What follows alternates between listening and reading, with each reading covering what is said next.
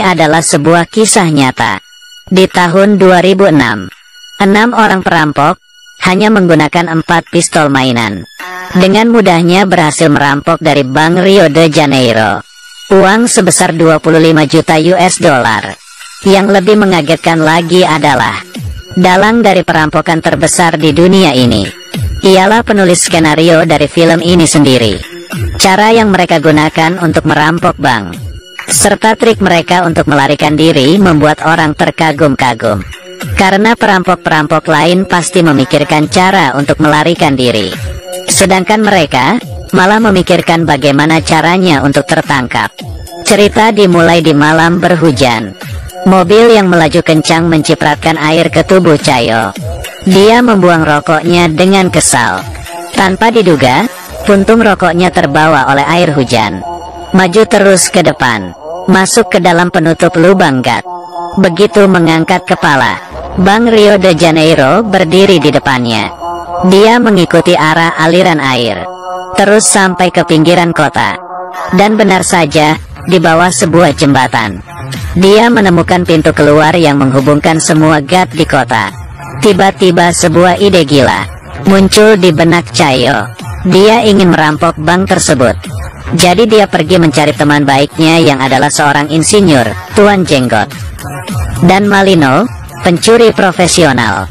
Mereka bertiga datang ke penutup lubang gat yang berada di depan bank.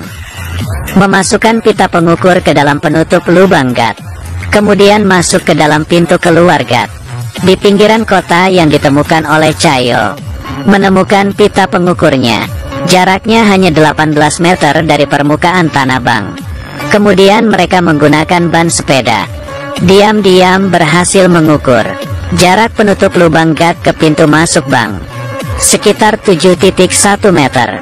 Menggunakan teori Pythagoras, sangat mudah menghitung panjang sisi ketiga dan sudut kemiringan. Mereka langsung menemukan lokasinya dan berencana menggali sebuah terowongan di sini yang langsung menyambung ke lemari besi bank. Selanjutnya, Cayo datang ke bank dan memotret gila-gilaan, tetapi malah menarik perhatian satpam. Dia dibawa ke ruang satpam di lantai bawah, dan lemari besi bank juga berada di lantai bawah. Satpam mengecek kamera, tetapi tidak menemukan foto apapun. Ternyata dia sengaja ketahuan oleh satpam. Tujuannya adalah untuk melihat posisi lemari besi. Setelah mempunyai gambar denah bank, bagaimana cara membuka brankas menjadi kunci dari rencana mereka. Setidaknya diperlukan 1 menit dengan pistol las untuk membuka 1 brankas. Jika mau membuka semua 400 brankas, butuh 7 jam. Sangat tidak mungkin. Malino langsung pergi ke cabang lain, menyewa sebuah brankas, kemudian mencatat model gemboknya N untuk diteliti. Terowongan sudah hampir selesai digali, tetapi mereka masih belum menemukan cara menghindari alarm keamanan. Aksi mereka menemui jalan buntu untuk sementara. Di hari ini, Cayo pergi menemui Malino lagi, karena dia menemukan sebuah ide cemerlang. Langsung merampok bank. Polisi 2 menit kemudian tiba di tempat kejadian, menggali terowongan sembunyi-sembunyi. Alarm setiap menit bisa berbunyi, tetapi jika sembari merampok bank, sembari menggali terowongan, polisi tidak akan berkutik.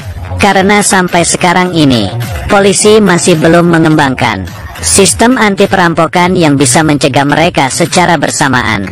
Setelah persiapan yang matang, mereka menjalankan rencana perampokan dengan membagi tugas masing-masing. Tahap pertama, Malino dan Cayo, serta 2 orang lainnya, masuk ke bank secara normal. Langsung mengeluarkan pistol, berpura-pura merampok. Di saat yang sama mengunci semua pintu keluar bank. Setelah satpam lapor polisi, baru membiarkannya keluar. Menyuruh dia memberitahu polisi. Di dalam bank ada 20 orang sandera. Untuk mengontrol situasi sepenuhnya. Tahap kedua, memberitahu kawan yang menunggu di saluran gat untuk masuk ke terowongan. Tahap ketiga, merusakkan semua kamera, mencegah bocornya identitas. Di saat yang sama, salah satu kawanan memecahkan tembok yang sudah direncanakan dengan palu. Kedua grup berhasil bergabung. Selanjutnya adalah tahap terpenting di dalam rencana mereka. Membuka brankas. Tuan Jenggot memamerkan alat pembuka kunci ajaib buatannya sendiri. Sebuah meriam. Sebenarnya adalah sebuah mesin hidrolik portabel. Membuka satu kunci hanya butuh 7 detik. Kemudian, mereka seperti membuka kotak mainan. Merusak brankas gila-gilaan. Di saat yang sama, polisi sudah mengepung bank.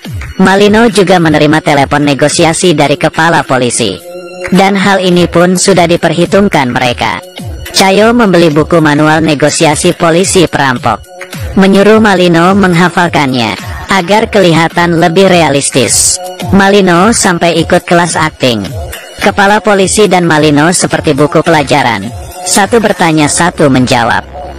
Membuat kepala polisi sangat percaya diri. Karena kepala polisi juga tidak menyangka tujuan sesungguhnya mereka merampok bank hanya untuk menunda waktu. Di saat yang sama, telepon genggam seorang nenek sandraan berbunyi. Dia bilang, hari ini adalah hari ulang tahunnya. Malino langsung menghibur suasana hatinya, serta mencari sebuah kue kecil untuk merayakan ulang tahunnya. Kemudian mengirimnya keluar dari bank dengan aman. Karena jika tertangkap polisi, Sandra tidak terluka dan meninggal. Adalah bukti penting untuk peringanan hukuman. Tindakan tak terduga dari Malino membingungkan kepala polisi. Kemudian dia melanjutkan berbicara dengan kepala polisi. Di saat yang sama, alat pembuka kunci ajaib menjadi terlalu panas karena digunakan terus. Jadi berhenti bekerja. Dan ini berarti Malino harus mengulur lebih banyak waktu untuk mendinginkan alatnya kembali. Dia akhirnya memberitahu kepala polisi. Dia hanya ingin berunding dengan pengacara. Di saat yang sama, memberinya nomor telepon salah satu sandera. Tidak lama kemudian, telepon sandera berbunyi. Malino memasukkan lollipop ke mulutnya, berpura-pura menjadi pengacara. Satu orang memainkan dua peran. Mempermainkan kepala polisi habis-habisan. Dan alat pembuka kunci ajaib mulai bekerja kembali. Tidak lama kemudian, jam tangan semua orang bunyi di saat yang bersamaan. Sudah waktunya mereka mundur. Tanpa keraguan sedikit pun, Cayo langsung mengirimkan perintah terakhir. Berkumpul kemudian mundur. Malino mengeluarkan telepon genggam, menelepon kepala polisi untuk terakhir kalinya. Meminta dikirimkan 5 pizza ke dalam. Kemudian mereka memasukkan sekantong-kantong uang dan emas ke dalam terowongan. Emas dan perak yang tak terhitung jumlahnya meluncur ke saluran gas melalui terowongan. Dan di sini sudah disiapkan 2 perahu angin. Cayo mengeluarkan sebuah kain merah. Kemudian menyusun rapi senjata mereka. Karena yang mereka gunakan semuanya adalah pistol mainan. Dengan begini, biarpun tertangkap mereka tidak akan dihukum berat. Demi memberikan waktu lebih banyak untuk kabur, Malino mengepel lantai dengan hati-hati. Baru masuk ke terowongan, Cayo menggunakan tali untuk menarik laci menutupi lubang. Kemudian menyimpan kembali talinya. Di saat yang sama, pizza sampai. Kepala polisi menelepon Malino, tetapi tidak ada yang mengangkat telepon. Akhirnya, penutup lubang gat di bawah kakinya menarik perhatiannya. Kepala polisi yang telah mengerti semuanya, membawa masuk pasukan ke dalam. Saat ini, Cayo dan kawanannya sudah naik perahu angin. Kepala polisi menggeser laci, tetapi ada granat yang diikat di dalam lubang.